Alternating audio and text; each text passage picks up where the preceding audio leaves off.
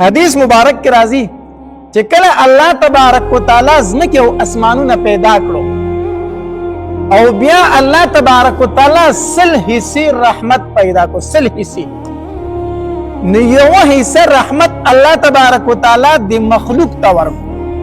د ځمکې والو ته الله تبارک وتعالی یو حصہ رحمت ورکو دا نن چې دا مور په دې بچی باندې خفه کیږي کنه دا یو حصہ رحمت دی نن چې دا انسان په د خپل مور او پلار باندې خفه کیږي دا یو حصہ رحمت دی دا ښځه او خاوند چې په یو بل باندې خفه کیږي دا یو حصہ رحمت دی بلکې دا یو حصہ رحمت په د زناورو کې تقسیم شوی دی دا زناور چې په د خپل بچو باندې خفه کیږي دا د الله تبارک وتعالی یو حصہ رحمت یو حصہ رحمت الله تبارک وتعالی خته دنیا ته راولېږو او یو کم سل حصے رحمت الله د ځان سره کوي او الله تبارک وتعالی یو چټي ولیکلا او باغې باندې دا ولیکل الله تبارک وتعالی چې زما رحمت چې دا وړاندې دی زما په غضب باندې